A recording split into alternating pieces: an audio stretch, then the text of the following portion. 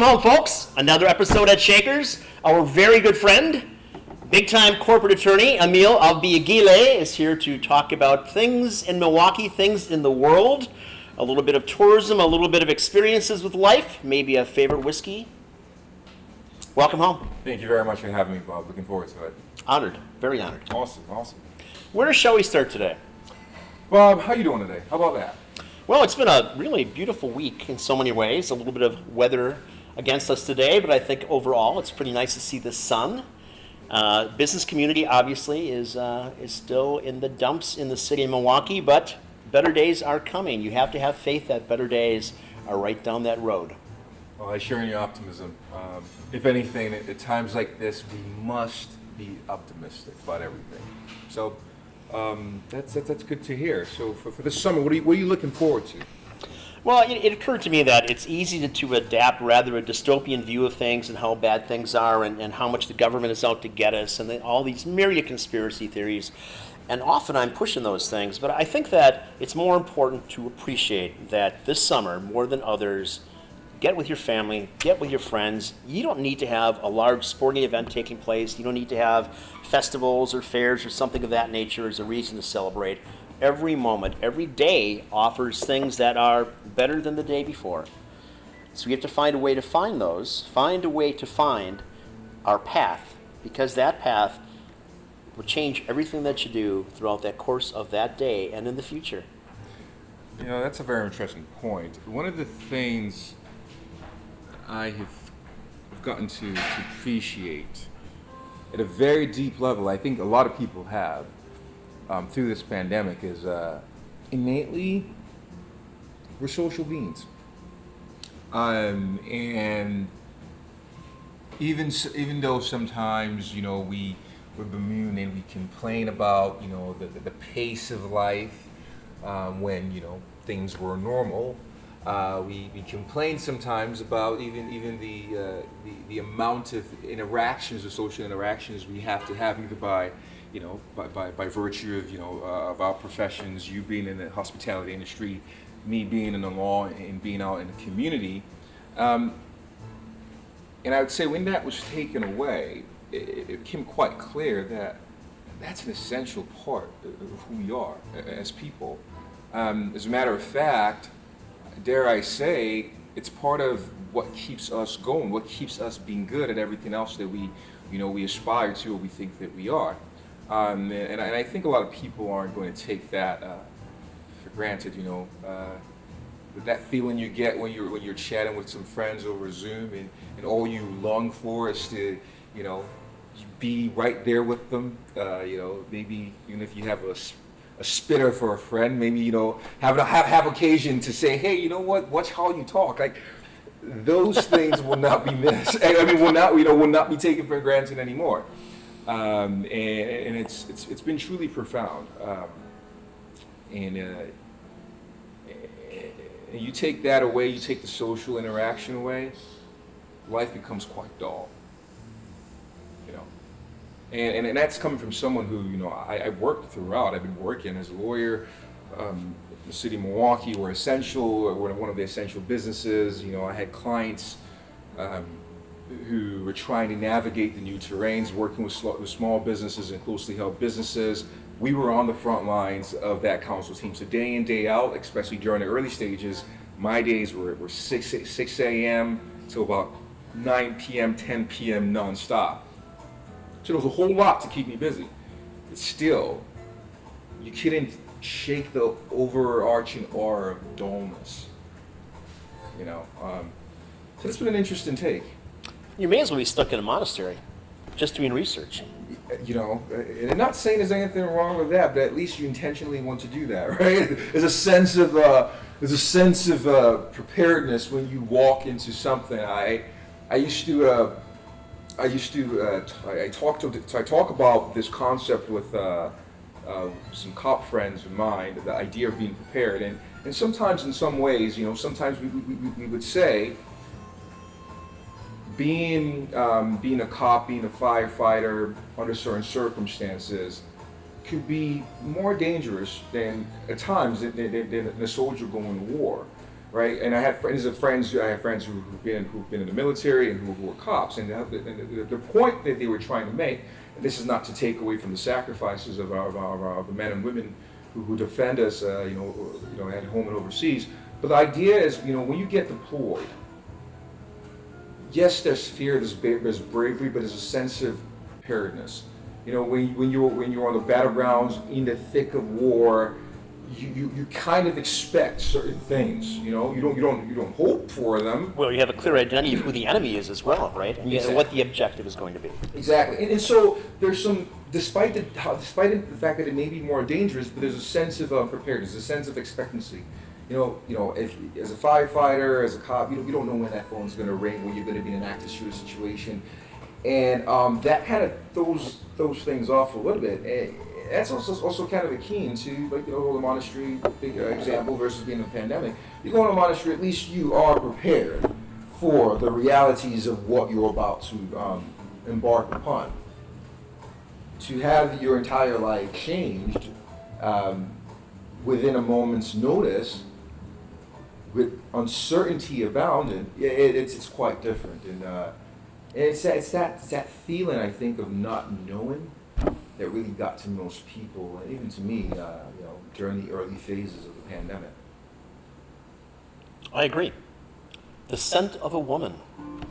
Obviously, being in the hospitality industry, we have a vibrant little scene here for the past 30-odd years. We have a very significant female clientele, and I miss seeing that. Well, I didn't have to miss that. I had my wife, so it was great being quarantined with your spouse. I really thought for my single friends though, like you, and I'm like, this must be hard, especially trying to date under this terrain. I've never appreciated being married more than I have during these past 2 months. Well, I suspect that this is not going to end anytime soon, because if you just follow things, we become so polarized in our views as to whether or not we should be quarantined for a longer period of time, or we should have a kind of a business as normal kind of attitude. And I suspect there's going to be an awful lot of women, though they're jonesing like crazy for interaction, who are just going to be taking advantage of other tools, toys, and devices for a long period of time, because they don't want to get, those germs. They don't get too close to me.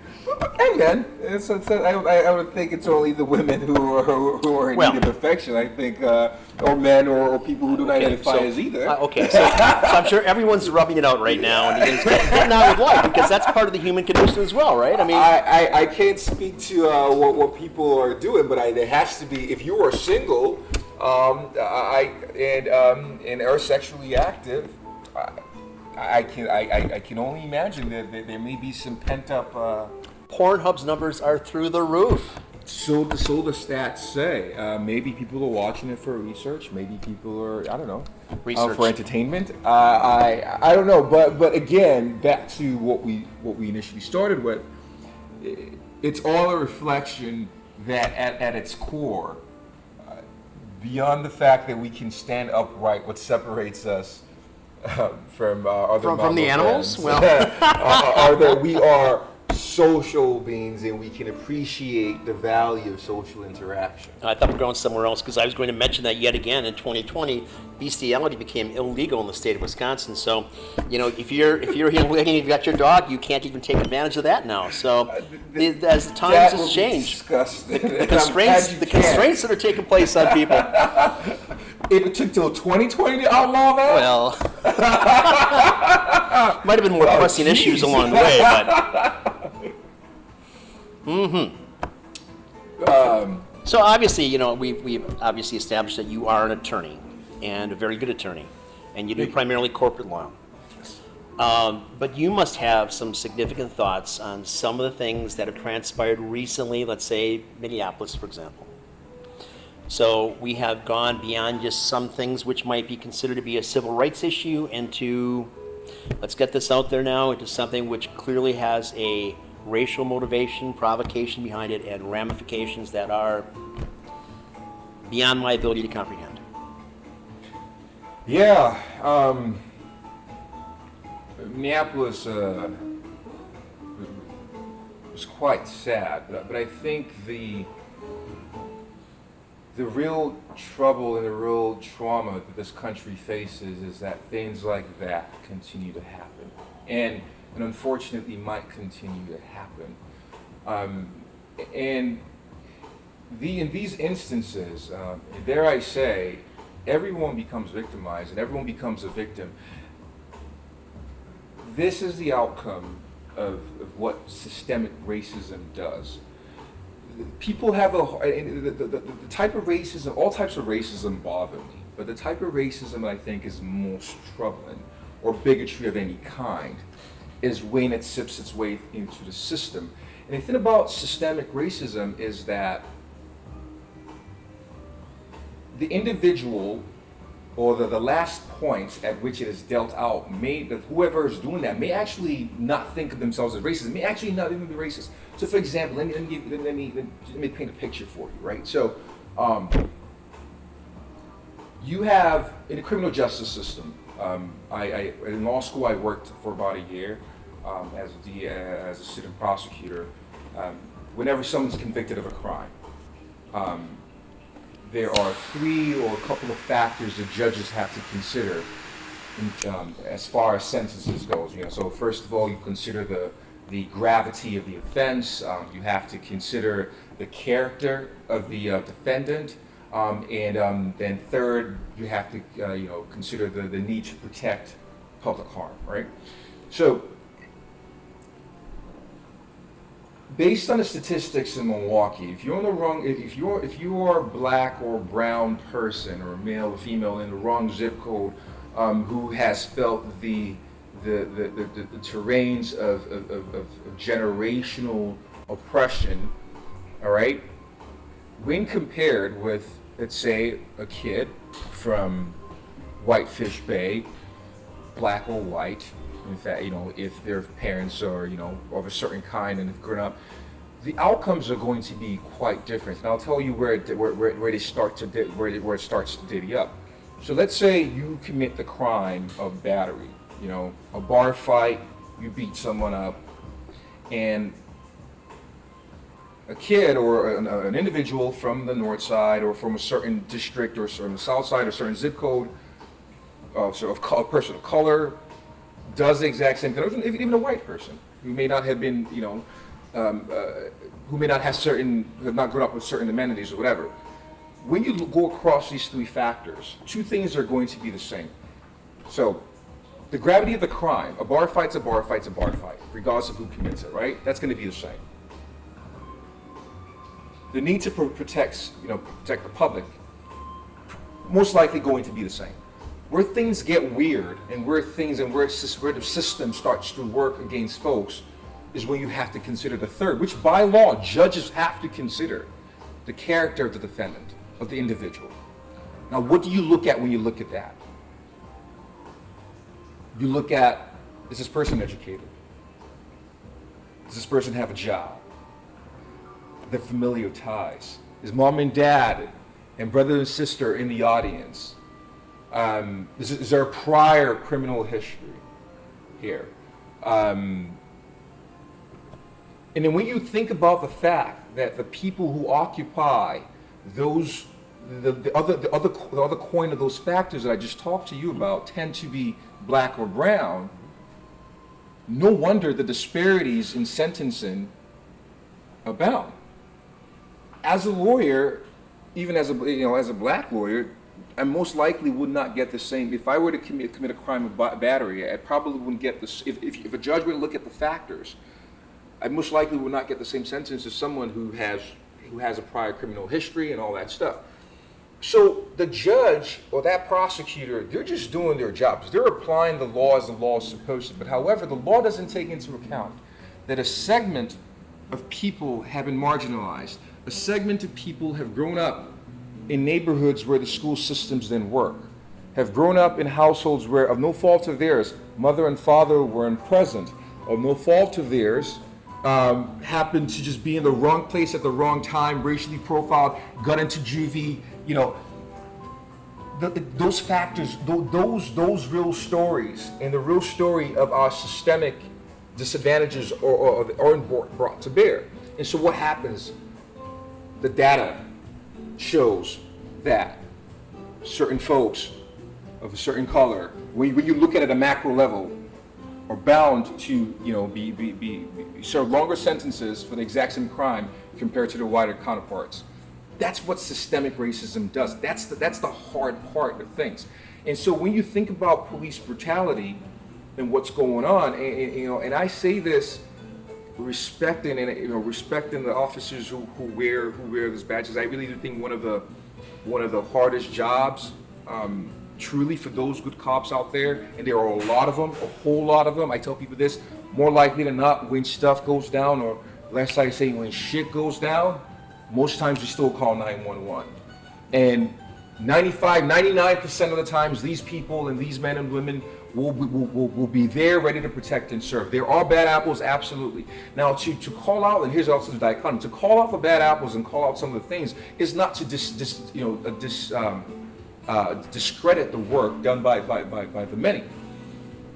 When you have a police force that is so militarized, when you have a police force that's taught, or trainings that are taught to do certain things, or shoot to kill, for example, right?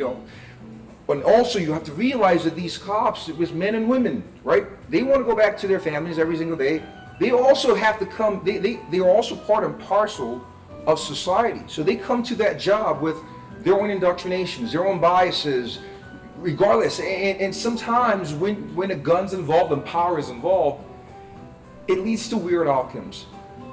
But it's time, America. It's time for us to look into the mirror and talk about these issues. It's time for white allies to realize that there are systemic problems. To acknowledge them, to discuss them, doesn't mean that you support it. It doesn't mean that, to call it out doesn't mean you're betraying your own race.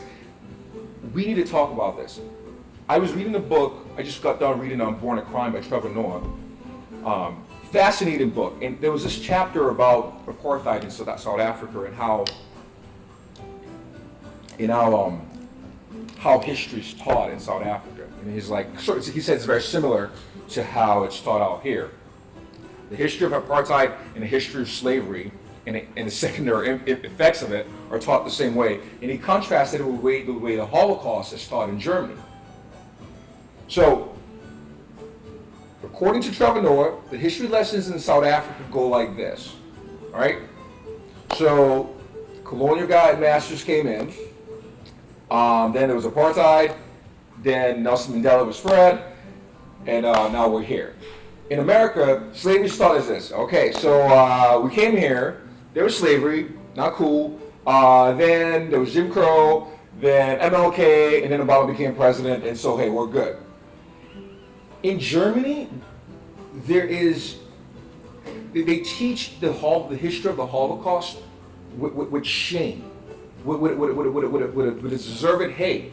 This shit happened, this shit's fucked up, and this shit should never happen again. It's crazy to me that it's illegal to throw out the swastika sign in Germany, and it's not illegal out here. That's a country that's because we can't forget. We have to remember. And when people talk about, that's slavery 200 years ago, segregation was 60 years ago, let's get over it. It's like, no, you know what? We'd like to get over it. Let's actually face it. To get over it, we've got to face it. And we haven't faced it enough. Okay, so how do we accomplish that in this country? Is part of that going to be through psychological testing or better psychological testing for coppers? Because I know that Milwaukee really updated things about 15 or 18 years ago. They changed the parameters with which that they brought people on board. They had a really extensive program. And I think that, by and large, the Milwaukee police do an extraordinary job. There are exceptions everywhere, but by and large, they do an extraordinary job. They weeded out a lot of those bad apples that shouldn't have any arrest powers or to carry a gun. And I'm wondering, and of course I have no frame of reference here for Minneapolis, but I'm wondering if perhaps that's something that can be applied there that would make a bit of a difference. But doesn't it also have to have a reflection upon the prosecutors and the judicial system as well, that the judges have to not have, whether they're black or white or Hispanic, not have a separate standard and have just one purview for people? I mean, I understand that as people, there are exceptions all the time. That's a very good question, and therein lies a conundrum. So, in order for people, and this comes up with affirmative action too as well. In order for people to be treated the same across board, there's an assumption that everyone starts from the same starting point. There is only one class of people in this country that have been for hundreds of years. Slavery was 200 and something years. For the last 206, I mean, there are people who experienced Jim Crow and segregation who are still alive today. And obviously it wasn't like, civil rights passed and it's the end, right? That doesn't happen. So unfortunately, we also have to take into account certain disadvantages and certain places that people start from. We also have to take into account that we've had racist policies in place.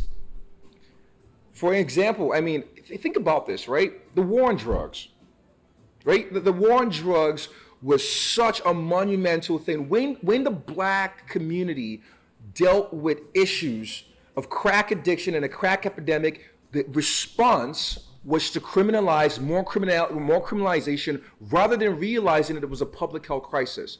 Today, we're dealing with an opioid addiction crisis. Guess what we're calling it? A public health crisis. We have free drug zones or places where you could come inject for free. What's the difference? The difference is the opioid epidemic hits home. No, it's starting to affect more white families than the crack epidemic did.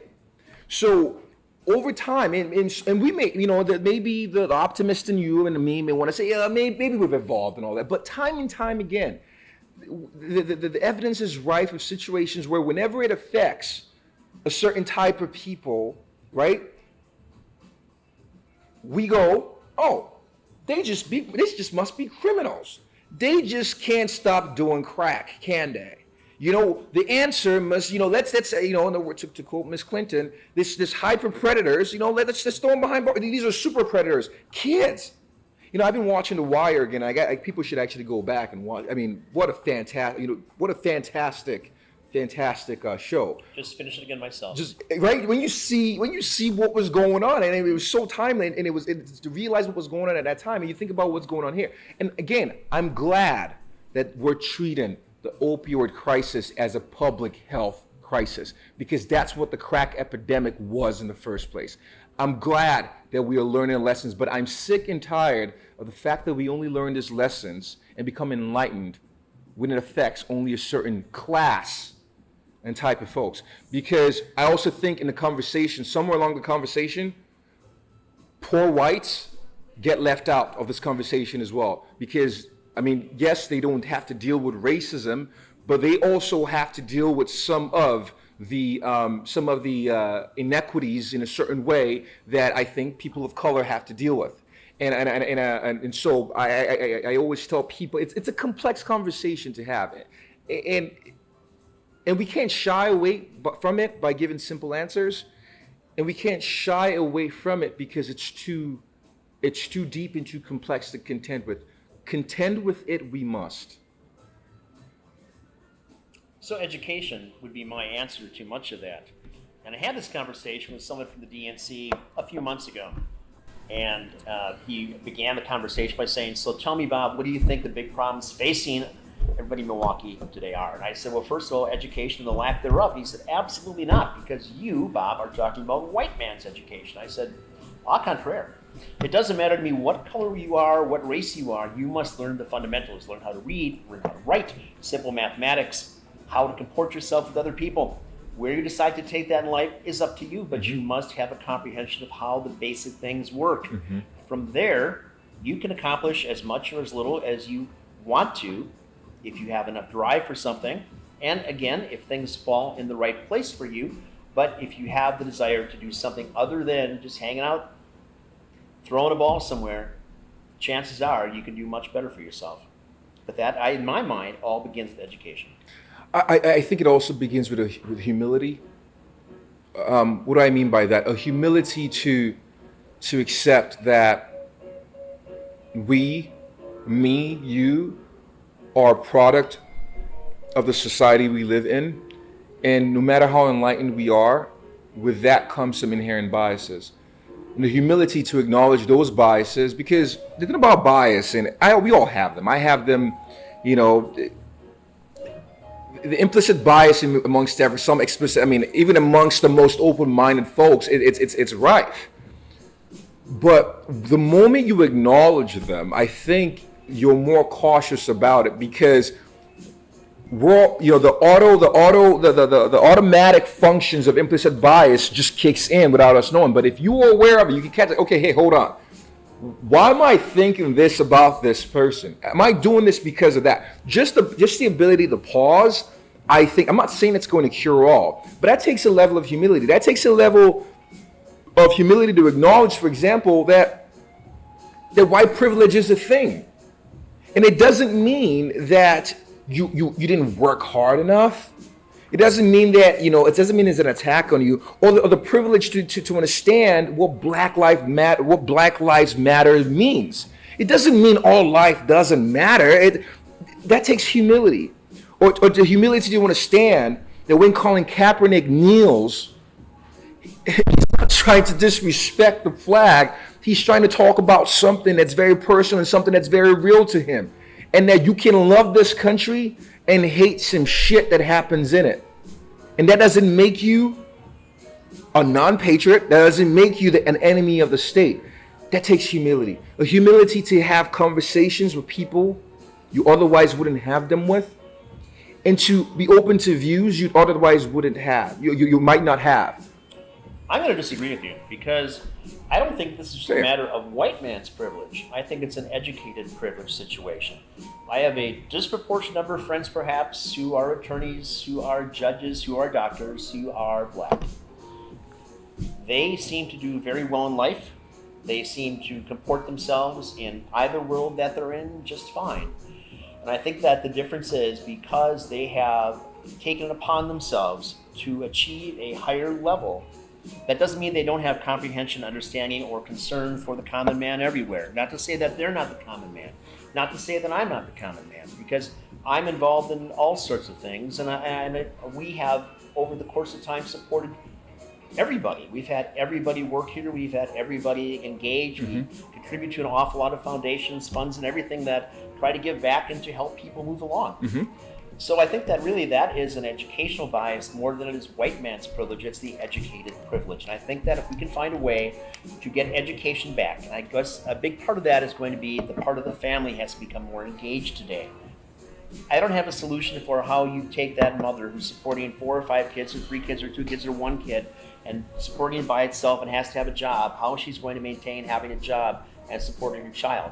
There has to be some mechanism. I don't have an answer for that. But we must find a way for families to be together, families to have structure together.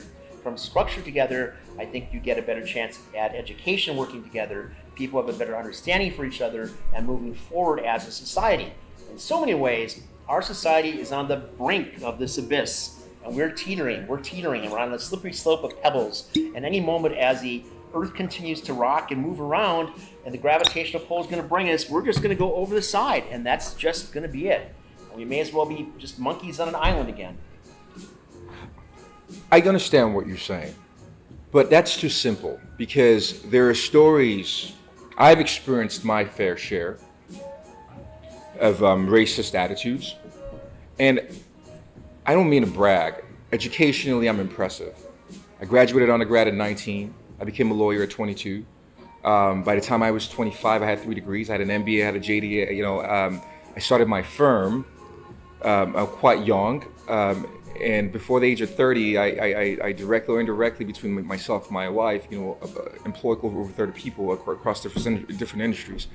My father was a maxillofacial surgeon. My mother has a master's in banking and finance. I have 2 younger sisters. One's about to get into dental school. The other one's working on her MBA. The one who's about to get into dental school is getting into dental school at 21. My sister, who's got an MBA, she's about 22. My wife's getting her MBA. So, as far as the education block, there are few Americans or few people who can check that. And I'm telling you, I still have been on the other side. And God, thank God, I have these things, because I can't even imagine what the people who look like me without the educational prowess have to deal with. An example comes to mind. I remember the second year of law school. This is law school. Law school, you want to get the second year, you want to work, get a summer associateship gig with a large firm or whatever. I think after the first year, I was in the top 33% of my class. So coming in OCIs, I had good interviews with some of the larger firms in town, and I finally decided I was going to take a summer gig with one of those firms. That year, there were a couple of folks in the top 10 of my class that didn't get those prized gigs, and there was a question as to why. Amongst the people who I did my summer associateship with, they were all kind of within that top 10 bracket and wondering, hey, why didn't this person do this? What do you know? So what do you know? One of the students, one of my classmates. So this is law school. Are you supposed to have the most open-minded people? I mean, I'm in the same classes as these folks. One of them, a white guy, said, "Oh, you know the only reason Emil got this, right? It's to fill up the diversity quota." So, I mean, not to mention, negating the fact that, come rain, come shine, I still am, and probably would have, at that point in time, was a better lawyer than he was. But that's not a class, that's not an education thing. That's a society that's baked and ingrained. And the thing about it is, in that moment, he probably wasn't thinking, hey, I really hate Emil because he's black. That's the most dangerous thing about implicit bias, is because at the root cause, people don't think they're racist. Don't get me wrong, there are some crazy racist bigots out there, like the people shouting Jews shall not replace us in Virginia. No, there are both good people on both sides. Those people deserve to be condemned to hell. By nature. But yes, but I'm not talking about those folks. The problem are that's the problem, right? Those folks we can see coming, right? I see their swastika, I'm like, oh, geez, I know exactly what you stand for, right? It's the people who have these implicit biases but choose to not recognize them. Or the countless times I've been in an elevator, and yes, the proverbial story of the white woman grabbing her purse. It's happened to me. Despite the fact that she had no teeth, and I'm not saying people who have no teeth are not educated, but I probably was more educated than she was. It didn't matter to her. What she saw was a black man. I was probably lifting some weights at that point in time, so I was fit. A black big man in the elevator with me. Or the countless times I have stopped at an elevator before coronavirus, stops at the floor and goes, oh, it's just you? I'll take the next one. And maybe she didn't want to. Maybe she just waited for a friend. But it's happened a couple of times. So it's not that simple. But I will acknowledge that there is some classism to it. I do think that the poorer you are, of any race, stuff's bad. But being poor and black, oh my God, it's terrible. And I do agree with you. There are times when I walk in and then people realize that I'm a lawyer and they go, "Oh, you're a lawyer." And I see the lights in their eyes. I see the demeanor change. I see the way they treat me change. There are times like that, and I think myself, I'm like, well, it's got to be really rough for those people who aren't lawyers. And so it is more complex than that. I'm Bob. guessing, frankly, most people see you sitting here and think, "My God, he's a ball player." Oh, at Marquette? I'm an athlete. So I went to Marquette for my undergrad, MBA, and law school. So when I was at Marquette, I think it was about 7% of us of 5%.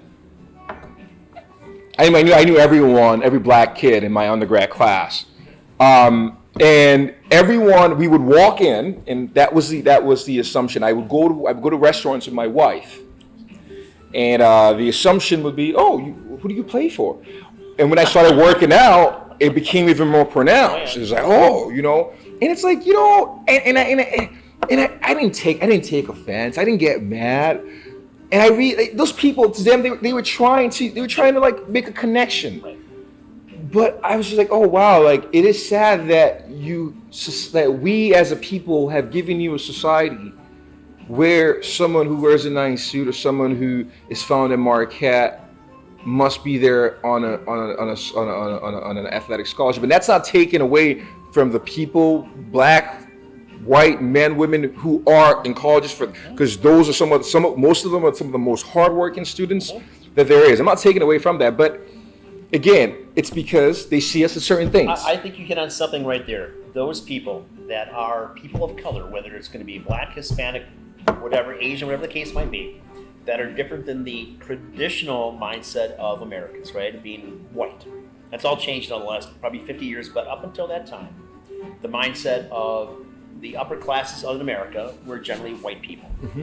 So those people that are not white people that have excelled at what they do, such as you, don't you think that that makes you that much better at what you are, give you a bigger advantage in some way because you have fought and clawed and made a point to be the best that you can be competing on an open field, not to have any special dispensation because the melanin that you got in your skin, but you have made it the point to excel at what you do, that it was your brain power and your drive and your passion that move you forward, that make you a better attorney, make you a better representative, make you a better so many things than that poor schmuck that was in law school with you that is in your shadow somewhere. Not to say you're a better person than someone else, but it's made you better at what you do because you're driven at doing that. So I don't want to take... I want to acknowledge something. I want to acknowledge that I had a good upbringing. Mm-hmm. First things first, I have something called the privilege of perspective. Okay.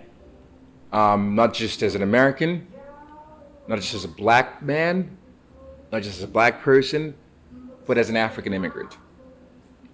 You know, I grew up in Nigeria, and I grew up not in I didn't grow up in a society where I had to wake up every day to wonder if I was good enough. My father, like I said, was a surgeon. My mother was and is very quite accomplished businesswoman. My grandparents were moguls in every right. Yes, I had my downs. I lost my father when I was 13.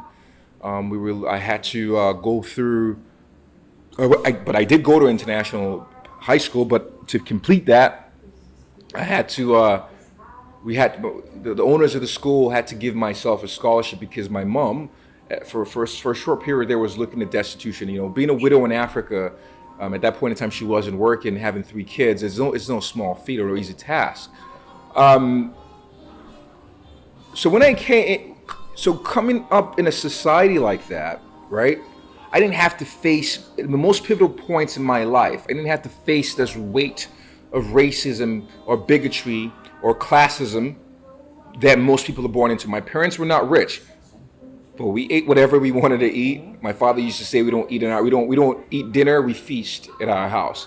Yes, you know, we weren't the richest, we're in the upper echelons of society, but we were upper middle class. My father had 4 degrees by the time he died. So coming up with that's a privilege.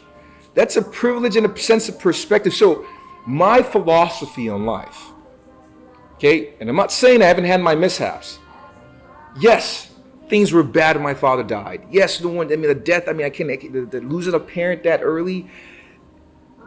It messes with your mind. But for half the opportunities that I've been given, I think there's someone out there who could be doing twice as much. So what's your excuse? That's always been my mantra, and that still is my mantra. So there's also sometimes a disconnect too between African Americans who were born here and black immigrants. Okay, so there were lots of my Nigerian American friends, or Nigerian immigrant friends, are all doctors or lawyers and all that stuff. I mean, they occupy, I think, of all races, Nigerian Americans. I think a huge part of them, or a huge part of the immigrant communities, are blacks in medical professions, are of immigrant descent or backgrounds. And there used to be this argument and debate. I found myself in the middle of this stuff a lot. In school, in college, I was the UNICEF, right? I had my best friend was Indian. I was friends with my white friends on the frats. the immigrant kids, the black kids. Like you couldn't peg me because I related more with experiences. Because I had a very strong sense of identity, I didn't need to go search for that, which again is a privilege, right? There was this debate that would come up in the confines of the immigrant and in the silences of our homes, much like certain racist conversations take place in white households, amongst Nigerian immigrants or African immigrants, where they would castigate African Americans and say, hey, we came to this country and, we didn't speak a lick of English and we came out there and we pulled ourselves up by the bootstraps and we went out there. My uncle, I have uncles who are doctors all across. They came in this country, doing demeaning jobs, stringing dollars, and every immigrant always comes to America with like $20 in their pocket. Like, I don't know why. It's always like $20 or $10. I don't know. It's so specific. And why can't they do the same? Complain. And African Americans, some of my friends have like, you guys come over here and you are using some of the things that we have worked for, we fought for so long, and you come out here and you put your nose up at us. And then I realized something. Maybe it's not true. Maybe I'm not so smart. And I realized this is a disconnect. I tell my Nigerian or my black immigrant friends, we have a privilege that we've not realized. We have the privilege of perspective. When the average immigrant decides to leave their country to come here, it's like, wait, I gotta pay. This is it. Just a little bit of racism. This is a check I have to pay for success. We're willing to tolerate it a whole lot more. Like, I didn't care how many people called me an African booty scratcher. My thing was like, you are going to respect me because I'm going to be a lawyer someday. It didn't weigh on my psyche. I didn't go home crying about every racist experience because I'm like, okay, when people, in fact, I've been treated in more racist ways than I probably realized. And so when you realize that the privilege of perspective, the privilege of knowing who you are, and the fact that my African American brothers who grew up here and sisters who grew up here, again, you're born into a society that tells you you're equal, and then you're matched with the reality every single day that shows you that you're not. It leads to a dissonance that messes with your mind. And my African immigrant friends take that for granted. Again, going back to the humility, because some of us lack the humility to even acknowledge some of our privileges. Let's look at the city of Milwaukee. The Common Council, for example, has to be at this point 50% minority. Maybe it's just more. Not. I don't think it's 50%. Okay. I want to say a little less, but yeah, in the ballpark. In the ballpark. Yeah. Okay. So these are the princes or princesses of the city. These are the people that are guiding our fate in so many ways. Correct. Yeah. The chief of police is a Hispanic. Yes. Morales does a great job. The county sheriff is a man of color as well. Yeah. So we have throughout our city of Milwaukee a basis of people that are from every color and perspective and race that I can imagine. County exec, certainly. The first African-American county exec? Well, not talking about the governor's office, but we have a lieutenant governor who is a black man as well. The first time ever in the state of Wisconsin, I believe. Yeah. Right? All marvelous things. So we are moving forward as a people that we do have people that are representative of other things than just the traditional milquetoast white man in Wisconsin, in the city of Milwaukee. Correct? Yeah, we've made great strides. Okay. You look across the city, across the county, across the state, and we have some fantastic, minority leaders who are now, in a place of power. But we also have to be careful, and there's often this time. So the thing about race progression is there aren't benchmarks. We have to be careful of the Obama effect. So now what? I remember hearing this vividly after 2008. Like, hey, come on, racism's dead. Like, we got a black man as president. And the same thing also applies out here because it is easy. It's an easier task, right, to convince a lot of people of different colors that, hey, I'm your black guy. Like, I'm your black girl. I'm whatever. And most times, it's but it's harder to convince people to change the ways that they think about, because when most of my friends see me, when most of my African American friends or white friends see me, they don't see Emil the black guy, right? They just see Emil, like I know Emil, right? As a matter of fact, I guarantee you the Central Park lady and even that cop who put his knee on that guy on the street in Minnesota has some black friends who he absolutely loves and cares about. It's not the individual, I know this black person or we have this black leader. Those are the easier milestones to get to. It's how do you change a system around them? So these people still have to operate within a system that wasn't necessarily meant for them. You know, I mean, all of this, for instance, I urge everyone to watch the documentary out of Belle Phillips, you know, who's a pioneer of the African American community in so many ways in the state, and you see some of the struggles, some of the ways this city, you know, the city, you understand the segregation that exists within the city. So I get the progresses that have been made, and I'm not going to discount them. It's great, it's awesome, but we can't rest on our laurels. We're at that point where it's like, you know what, we need to now catapult these things from instantial, from consequential elections to a consequential system. So even though we have advanced in so many ways, we have so far to go, but the specter of Rosa Parks is still there. Because we've not quite attained the same sense. I hope we do at some point. I don't know what you feel about this. What is it going to take and how long would it take for us to get true equality in this country? Strides are good.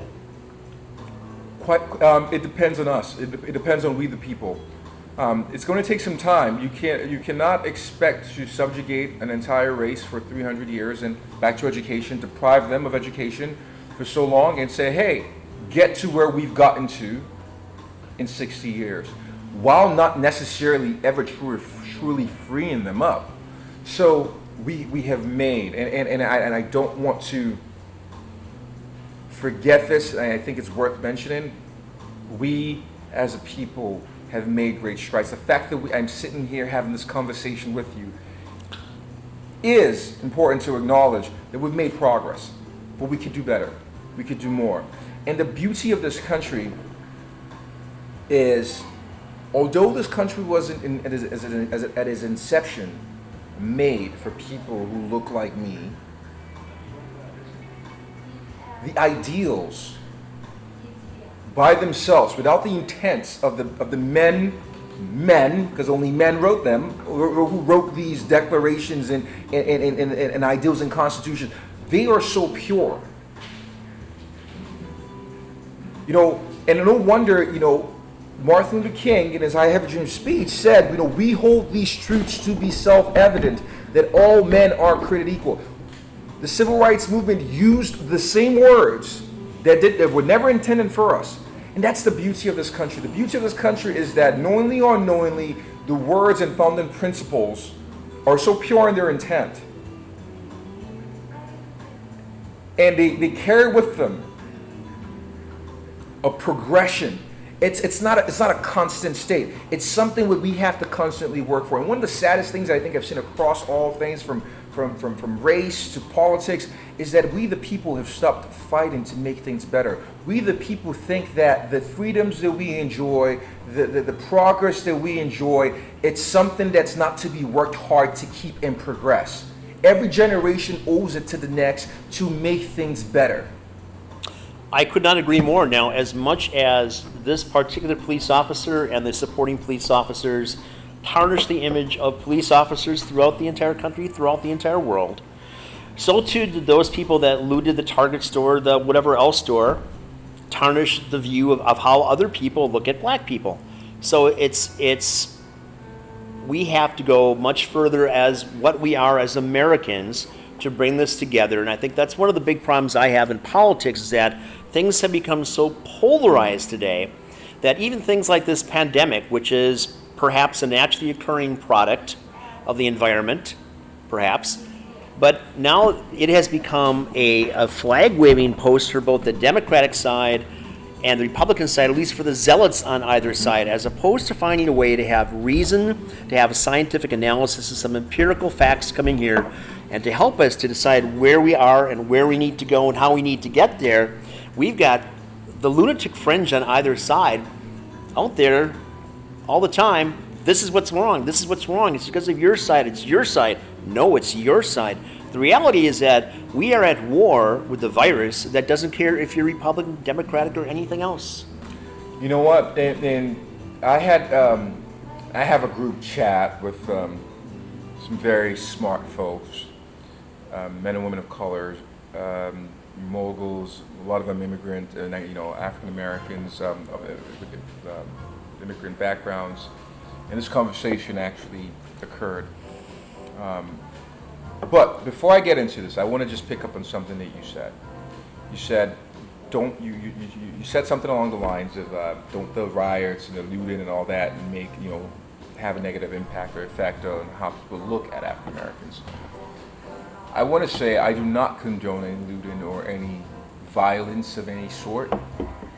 But America, what do you expect? What do you expect when this is the norm? When do you expect when the response, when people yell out Black Lives Matter, the first offensive response a lot of people give, who are non-colored, is, all lives matter, or blue lives matter. What do you expect when people are being slaughtered?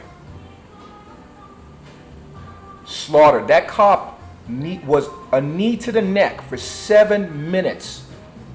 Asphyxia. With absolute disregard. We have seen it time and time again.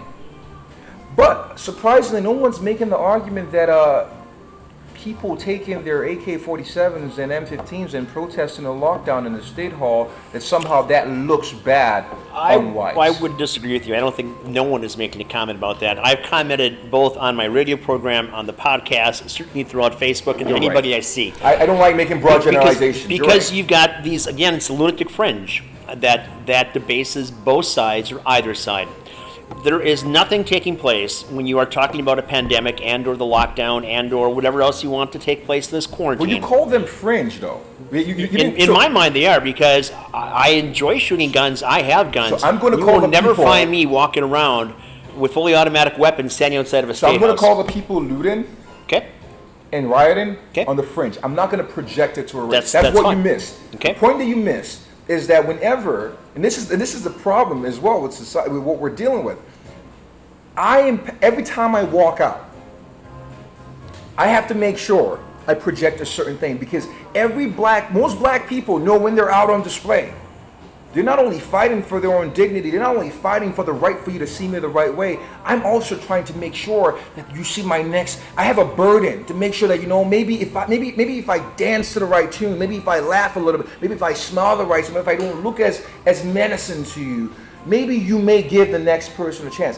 White people never have that burden. Like, I wish and I hope for a time where it is crazy people looting. They're on the fringe. Why are crazy people looting? It's always projected on the movement, but whites never have to bear that same responsibility. Okay, and not saying they should. That's fair. However, what do the people that own the Target store, the other stores, have to do with what was taking place, the anger, the animosity, the contempt that people felt, and that somebody in that community was murdered by a police officer? Why take that rage out against those businesses? Why not take that to City Hall? Why not take that to the police department? Why not take that somewhere else? Bob, I agree with you 100%. Now, I'm going to talk about the story of what I went over with my group chat. When this whole thing happened, even with the Amy Cooper situation, I called for, so she lost her job. What Amy Cooper did was despicable. She lost her job, I think deservedly so. She's a meme for the rest of her life. But then the death threat started. And I said no. And I said, no, even the individual, Mr. Cooper, of no relation, who filmed it, he even said, he's like, okay, you know what? What she did was bad, right? but she doesn't deserve to have, and her, she doesn't deserve to have, her whole life and now death threats and all that stuff. It's crossing the line. And I said, rage for rage's sake leads to no result. Mm-hmm. I tell my African American brothers and friends and white people and black people and brown people who march, who go to these riots. I said, you know what? If you must march peacefully. But more than just march, you go out there and vote. And I was very, very proud about the response that the African American community, by and large, gave to Joe Biden's cavalier response, during the Charlemagne the God interview about, the black support. Go out there and vote.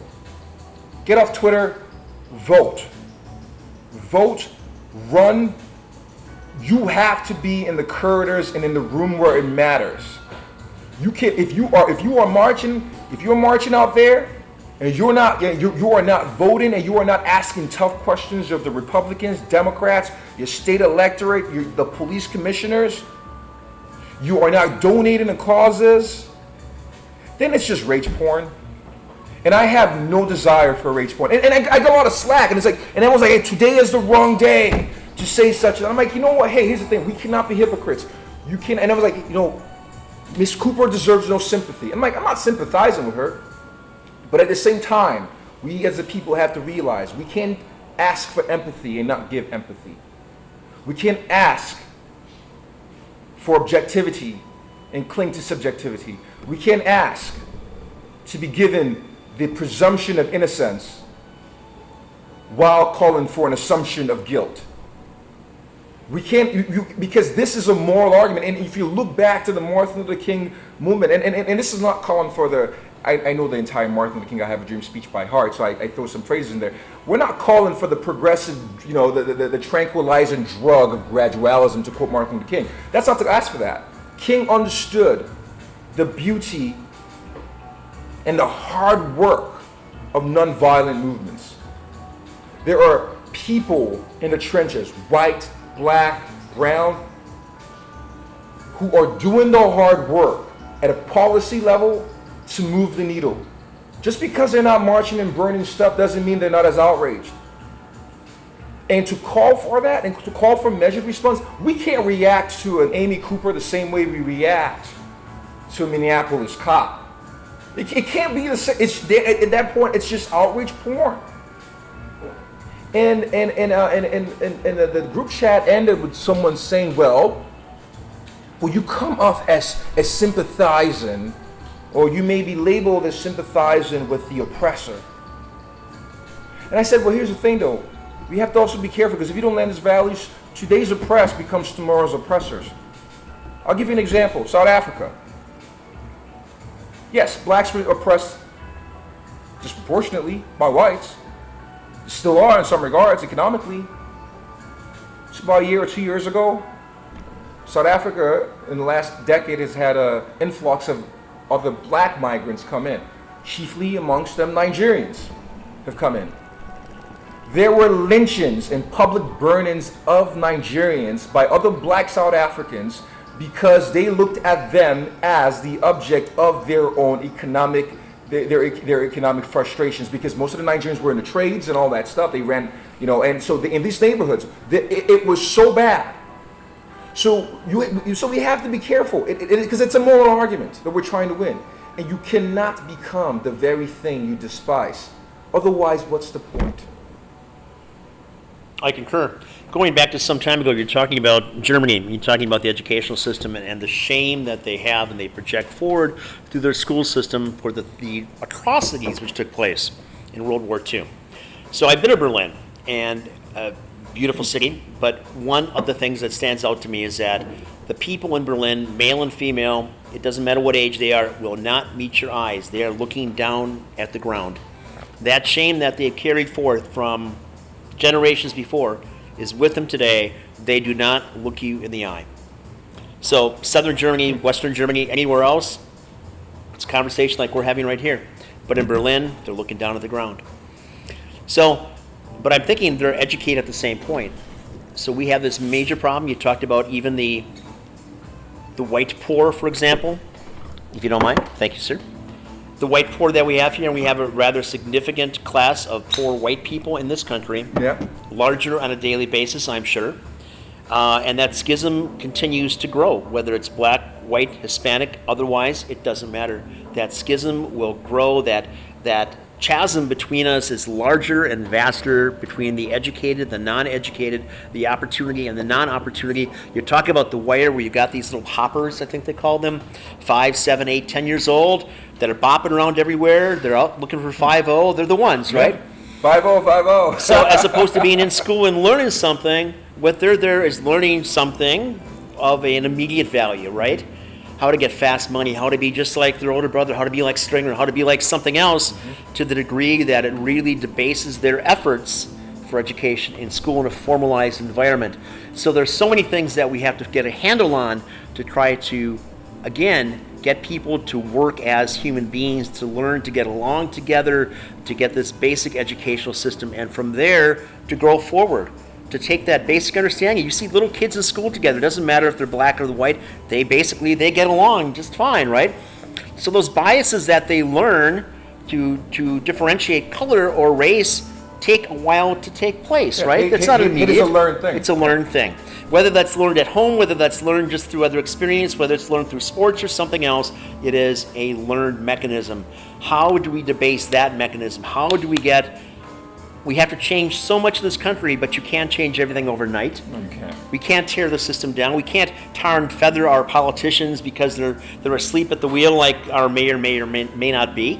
You have to find a way to get logic and reason to work and to get people to understand that we are all people, because if you're not going to do that, we're all going to die. We're going to kill each other, and maybe we deserve to at that point. Bob, that's a lot you put in there, and you're in, and I think you're absolutely right about a lot of the things you said. We have to work. We can't. This is still the greatest country on earth. I'm proud to be American,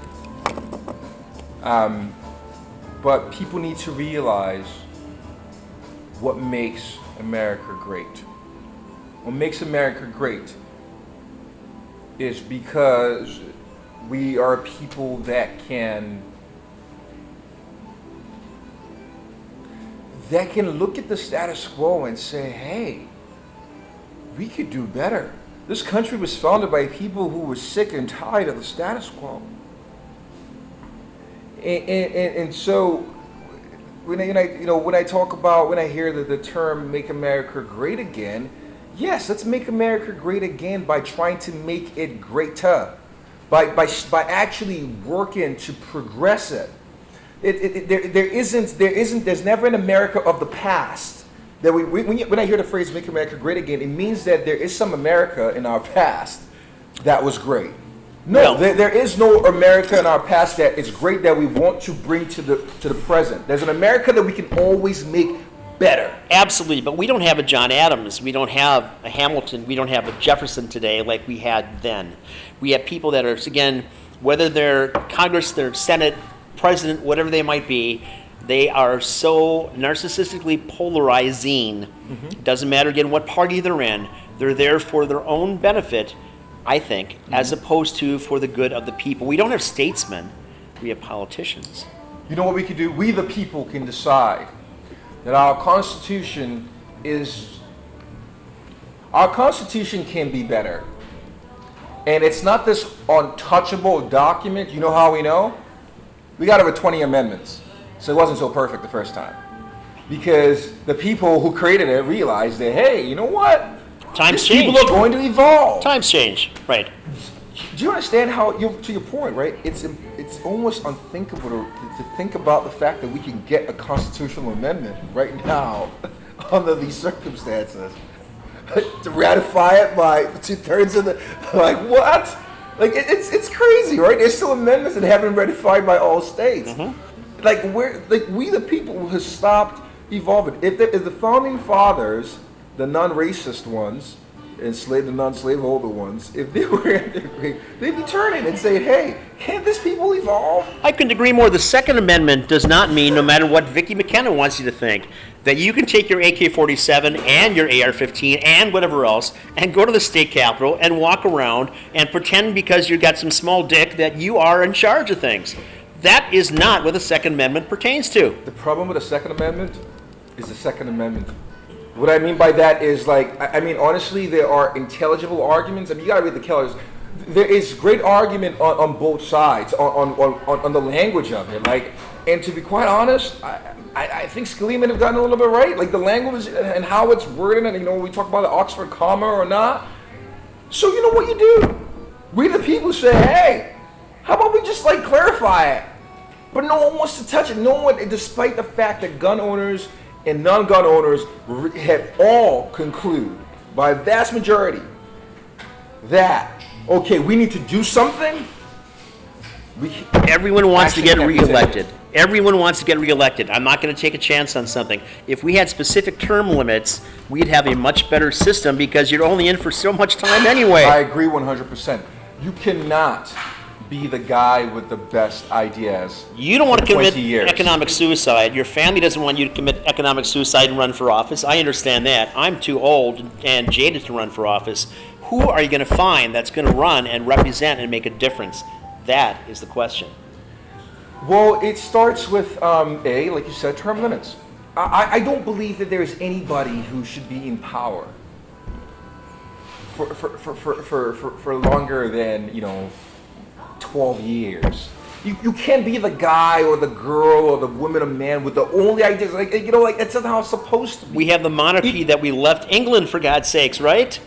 Exactly. And honestly, unless we change Citizens United, in that spat, in the current terrain, these people aren't free, right? They're beholden to number one is get reelected. So that means that, and I think a lot of these people know the right answers, but they're hamstrung because they need their job. But if everyone walks in knowing fully well, yeah, you know what? This job is going to end. I think it will free them up to be even better leaders, because then they wouldn't have to serve the masters with the biggest pockets. I'm a huge fan. Bernie Sanders was right. Publicly funded elections. We need to take private interest. I think citizens is a disaster. But guess what? You know what? Again, a nation would say, you know what? That's a messed up decision. Let's pass some laws about it. It's interesting you mentioned Bernie Sanders because, from my viewpoint, he sold out. He knew that he was sold out by the DNC. So he just moved this entire campaign along to get some maybe better candidates out of the way. And really, I think a lot of people got burned by Bernie, and they didn't go and they didn't show up. I mean, they would go to rallies all the time, but they wouldn't vote for him, right? And that is emblematically, as you said before, one of the problems with that party. You've got people that maybe are not passionate enough that they will actually take it upon themselves to show up at the voting booth to make a real difference. Bernie Sanders stands for a very important thing. He's a very important voice. And I've never voted for Bernie Sanders. Politically, we have our differences, but you can acknowledge the things that people say. I can acknowledge that when Trump ran, Trump was speaking to a forgotten set of folks that we had taken for granted. Rural poor whites. I don't have to agree with the man on everything, but that was both parties had forgotten those people. So when he would go, because you got to think about this, right? There were people who voted for Bernie Sanders in primaries who voted for Trump in that election. These two people, these guys, I mean, I think of myself as being fiscally conservative and socially liberal. I'm as independent as they come. Wait a minute, that's how I think about myself. But let me tell you, here's what's interesting about this, right? These people in Pennsylvania, at those rallies, when Trump talked about bringing back coal jobs, we knew coal jobs were never going to come back. We knew he was lying through his teeth. But to those people, they didn't want, it's not like they didn't want to go back into the mines. It stood for something. It stood for a time when you could go to high school, graduate, work at the same job in the mines for 25 years, graduate or 30 years or whatever, graduate, retire with some good benefits, and just be fine, right? A sense of comfort that no longer existed. That's what they don't want cold jobs. They want jobs that provided that type of stability. Bernie Sanders spoke on some level to those set of people. To ignore the entire Trump phenomenon, yes, he does and says bigoted shit all the time. If you say a lot of bigoted things and racist things, I don't know if that makes you a racist, but I don't know. What else does it make you? That's for other people to decide. I'll tell you, what? A few years ago in Savannah, and we're in a bar, and it's raining outside, and at this bar, it's judges and lawyers, and they're all sitting around that bar having a great old time. And the conversation is about Beauregard. And in their mind, the Civil War is still going on today, and they're talking about Beauregard was a fine general. If only he did this flank maneuver over here. Oh, my God. So here we are, 1,000 years later in so many ways, and in the South, the Civil War is still taking place. And these are ostensibly educated people, right? So I don't know how we're going to change the dynamic. I know it has to be changed. It's an uphill battle. We are Sisyphus. We're pushing up that rock all the time. We are, but push we must. We cannot be defeated by the weight of the task that lies ahead. The density of the boulder we have to keep rolling, or the steepness of the hill. We cannot be, because to do that, it sounds almost presidential. What do we have if we do that? Well, what indeed? I ask people this, right? People talk about on the left and on the right, and talk about, oh yeah, well, we didn't like Donald Trump, well, we didn't like Hillary Clinton. Well, how did we get there? Because we stopped talking. Because we and politicians will always do what politicians do. They will always highlight our device, some better and more dangerously than others. But we are powerful. We can kick back. We don't have to accept this stuff. Like, we always act like we have the same options every single time. I agree, but I have a question. We have a history of taking people that are great communicators. Ronald Reagan, Bill Clinton, Mr. Obama. Yes. Great communicators. Walk into a room, they command presence, right? Throughout our time, Teddy Roosevelt. People that command, great communicators. So now we have a situation where we have Donald Trump, who has a big mouth. And, he's, I'm sure, got his ideas, but he's not necessarily the best communicator. In fact, perhaps one of the worst communicators that we've had as a president. Mm-hmm. We also have Joe Biden, who often doesn't recall where he is or what his agenda is. Are these the best people we could possibly have? I'd almost think that that's not Andrew fair to say. Cuomo, that's not fair to say about Joe Biden, but I'll let you go. Okay, but you could please counter back. But I'm thinking that the DNC is really getting ready for the convention to take place, whether it's in Milwaukee or somewhere else, to bring Mr. Cuomo forward and say, and the reason that they've got him on his daily broadcast, and say, here's the guy you could have a running mate. To the extent that I don't want to perpetuate this whole nonsense about Joe Biden and him forgetting where he's at. We have a guy at the White House, talking about injecting Clorox and all that shit to people. So that's not a direct quote, by the way. But it's not. But I did preface by saying, I know. On both sides, we are rather lackluster. How did that happen? Yeah. Okay. Here's the thing. There's just some false equivalency. I'll tell you this. There's a lot of stuff Mr. Joe Biden has to answer for. Okay. But I do not believe in false equivalencies. And one of the things the Trump administration has taught me is that sometimes the whole need to counterbalance to seemingly seem fair is bullshit. I'm not gonna, if I think that sky's blue, I'm not gonna bring someone else who thinks the sky's really pink just to make me, or consider, no, it's just bullshit. There are no alternative facts in certain regards, okay? So let's just throw that aside. Joe Biden, I do think that the Democratic Party, by having it be a very crowded field, didn't do themselves a whole lot of service. Good service. However, it's similar to how the Trump rise up. I think similar to that. When you had so many people pulling at the middle or at different fringes and all that stuff, and you had someone who just had a base, and Joe always had a base. I wanted and prayed for Trump to be good. I'm serious. In all fairness, I did not support him, but whoever the president is, I've been waiting for a pivot. It never came. This man had the opportunity of a lifetime to be one of the most positively consequential presidents. Not just a meme, not just a joke, not just a retort of what you shouldn't be. Because, hey, he spoke to certain folks who otherwise felt left out of the system.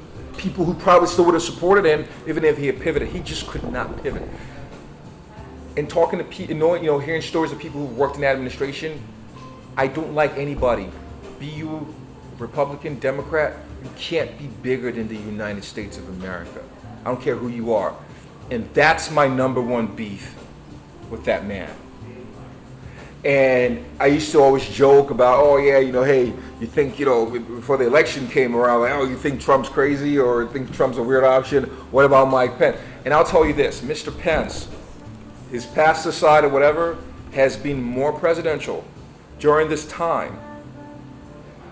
Has been he's been the calming presence that we beg. He is a leader. You're looking for a leader, right? Exactly. Because the presidency, people need to realize what the presidency is. The presidency, the office of the presidency, in a positive light, was never supposed to be something like for the average Joe Schmo. It was supposed to be something we aspire for. That's why we have people willing to take a bullet. I have no one willing to take a bullet for me. I don't know if you have people who their sworn duty is. But with that came with sense of responsibility. You do not denigrate the office of the presidency. And the problem when you do that, he's cheapened the office. When you have a president who tweets, who gets into who's fat and who's not on Twitter, who's tweeted at 1 a.m. calling names, that does not. And those are the things. Those are the real damages and beyond just policies that will outlive him. And it's sad to say. And so I'll tell you this: I am going to vote for Joe Biden in November, and I'll tell you why. Now, it's a different thing that Mr. Trump decides to step down and Mike Pence becomes. I'll give him a fair shake, right? Because I got to tell you, I've been very impressed by the leadership that's shown. Because we need to get back. We need to get back to just some stability. What happens 4 years from now? We'll address that when that happens. But we need to get back to a president that doesn't tweet on Twitter. We need to get back to a president who gives scripted speeches to the people. A sense of decorum, if you will. A sense of decorum. Okay. We need to get back to I personally think America's weaker on a global level because Americans always talk about, oh yeah, we got to get out of this country, whatever. Blah, blah. You got to realize when you take a blue passport, I've had the privilege of having 2 passports. I'll tell you this: there's a difference with my blue passport. When I go certain places and other places, you got to pay the price to be the boss. I mean, if you get detained in a different country, the embassy has to hear about it. There are news articles about, oh, hey, we have an American who's been arrested for it means something, and we're cheapening that, and we take for granted the fact that we can go to Cabo and be getting drunk on a beach and playing all Luke Bryan's and feel a sense of I'm American, and the fact that the entire in a Spanish speaking country, it's set up just for us. In the resorts, just to make us feel comfortable. Well, we don't. Again, in our blinded privilege, oh yeah, of course we're Americans, but hey, you got to pay the price to be the boss. You know how outrageous it is to think that Canada could. If I told you Canada had a military base in Milwaukee, wouldn't you think that was crazy? No, we have military bases in other countries. What does that give us? first strike response. We can be on your borders within hours. Have you got gone to Cuba? Price Have you gone to Cuba? I have not. When you go to Cuba out of Miami, there's a section of the Miami airport that everything is not just in Spanish, but it has armed Cubans that are manning that portion of the airport. Those gates have armed Cuban military that are in charge of that. Just No one gate? one talks about this. No, it's not for one day. It's permanently just set up. one gate? Well, no, it's that section. Okay. And you're walking a ways to get to that section, but that section is all Cuban military overseeing that particular area. And it's massive, the number of people that go back and forth to Cuba every day, Cuban nationals, Americans, whatever the case might be. That was an eye-opener for me, because here we are on hallowed ground. We're in America, right? Now it's almost like an embassy, actually. I know, but here we are in Japan, big-ass base. Even in Guantanamo, we got our prisons where we keep the terrorists, the worst of the worst. We occupy other countries. And I love that. I love the fact that we can do that, right? But to think that we get that and not donate to WHO and not pay the price to be the boss is crazy. So that's fine. Because what we get for that is we get first strike. We are, the reason our military is so effective is because we got the best trained. I don't want to say I think everyone's military or brave, but we are home with a brave, free, whatever, cool, we believe that, and that's awesome. But that's not the shit that wins us wars or that puts the fear in people. No, we got some big nukes, we got some big guns, we're in everywhere around the world, in every continent. We got at least thousands of people ready to just come fuck you up. At a very realpolitik level, at a very Leviathan way, that shit still holds sway. So, the thing people don't understand about why are we giving money to that country, blah, blah, blah, blah. Yeah, we are, because you got to pay the price to be the boss.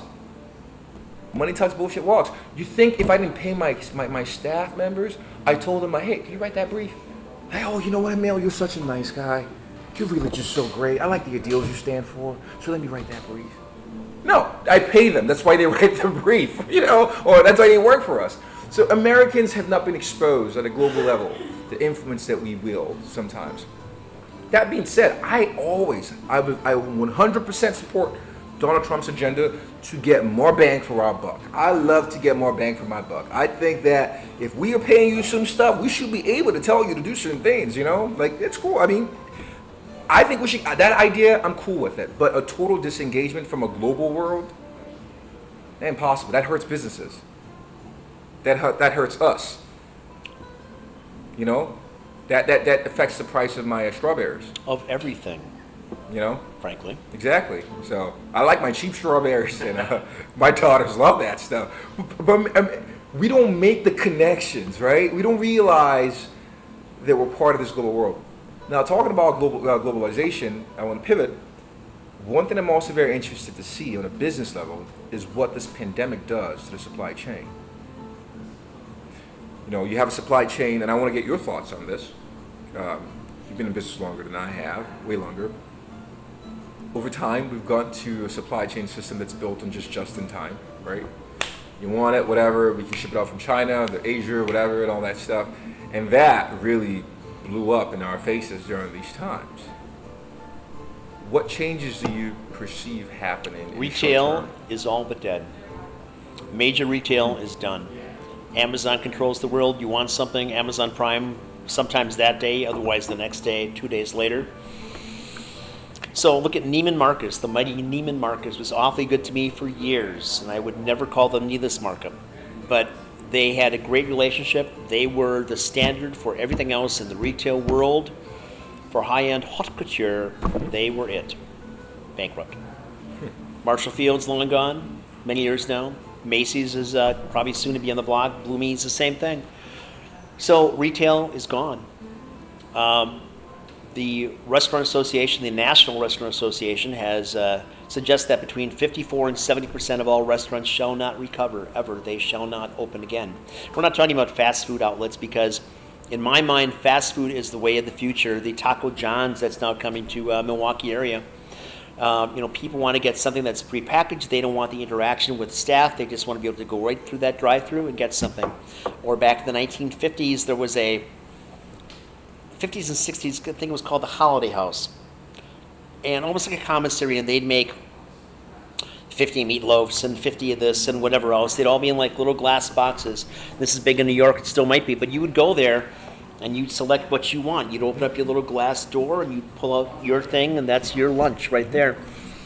And I think that in some ways we're going to go back to that, certainly at airports and situations like that. So this industry, my hospitality industry, is going to change forever.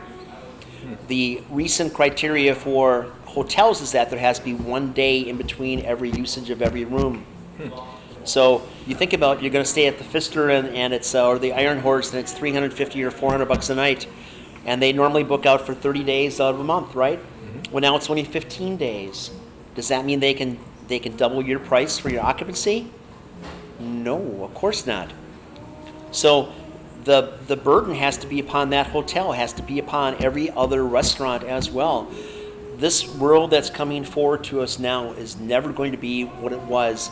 However, in the course of human events, there have been wars where people have had even greater sufferings. World War II for 4 or 5 years, that things were just not, there's no sugar, there's no gasoline, there's no meat, there's no anything, right? So people have survived with these great deprivations in the past. We, however, are very spoiled. Especially in America, but throughout the world we're spoiled. We're arrogant about how we perceive ourselves and our place in things and our need to have things. But the reality is that the supply chain that we have developed in the last 50 years or 40 years is not valid for the future.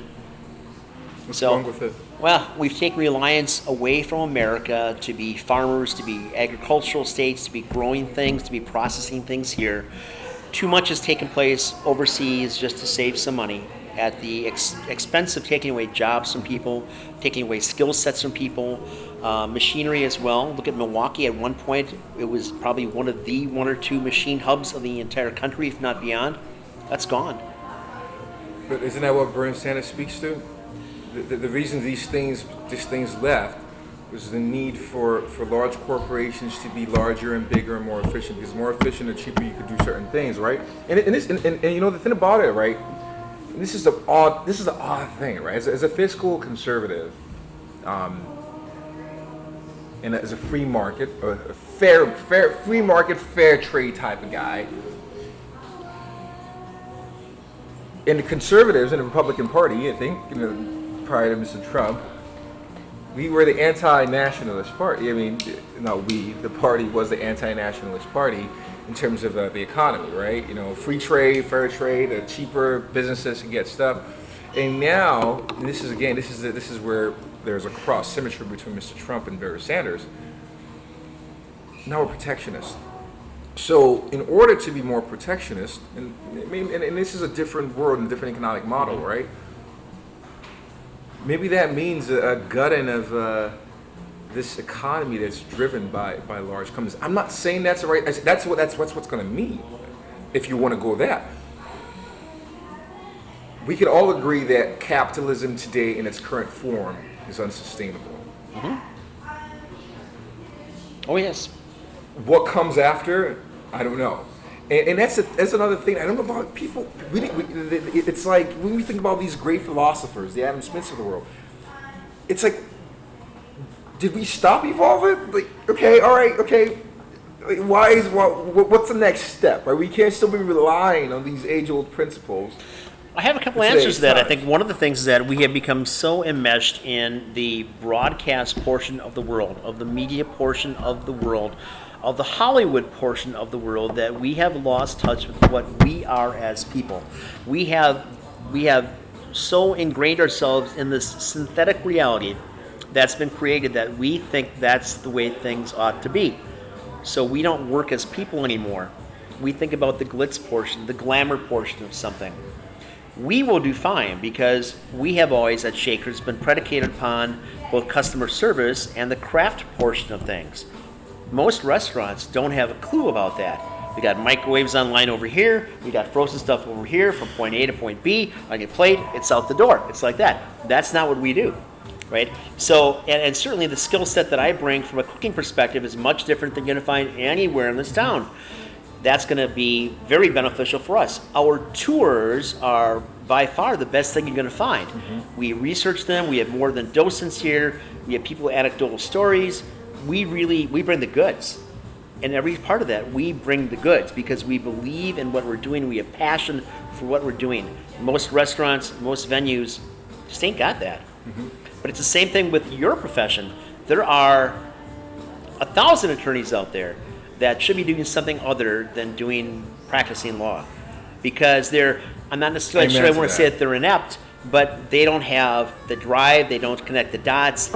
They're in there, and certainly for the dynasty of my divorce, there were some attorneys that were there that would see the attorney I was walking in the hall and said, "Hey, Bill, let me stop you for a minute. Yeah, I want to talk to you for a few minutes." Okay, so I'm going to mark down that we talked for 2 hours about this. I'm like, what the fudge, this doesn't pertain to me. It's not my case, but you spent, all of 2 minutes addressing something here, and you're fudging the entire system rather than taking care of your client, right? So I'm sure that wasn't an exception, by the way. So I would suggest that there's all sorts of people that are walking through life doing all sorts of jobs that don't have an interest in doing those jobs and might be better off doing something else and letting the cream rise. And those people like yourself that are extraordinary with the law and your perspective on business overall, and those are the people that are going to survive and do well. Now, after this all settles out, whenever that's going to be, yes, bankruptcies are going to be off the charts. Reorganizations off the charts. Divorces off the charts. People can't get along as it is, for God's sakes. And I think anybody that's in a relationship that's more than 5 or 6 years, that's about the extent of where you want to be, right? That 7-year itch is knocking on your door, and that's just it.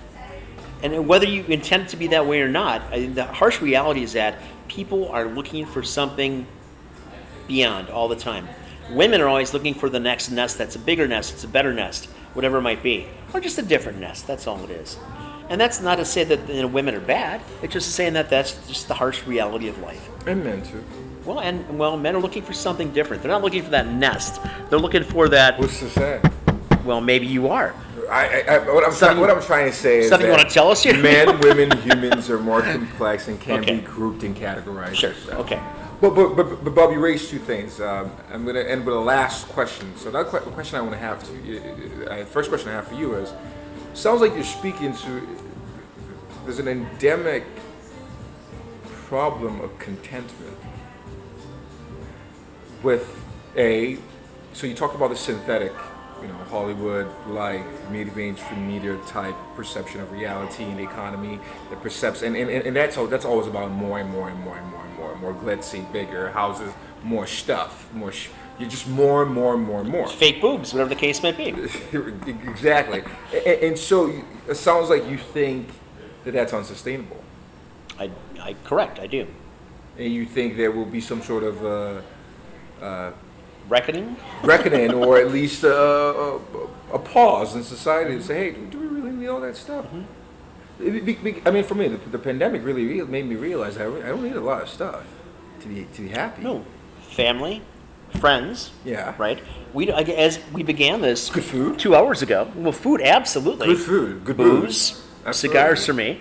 But we don't need the sports events. We don't need we don't need those massive things. We don't need Summerfest. We don't need to see performers making outrageous amounts of money while we're scraping by to make the tickets for something else. We don't need that to justify our existence or to bring us together. We need what's in here and in here. We need these things to work together as people to get along with people to get along, and not just a one-to-one basis, get along in a global perspective.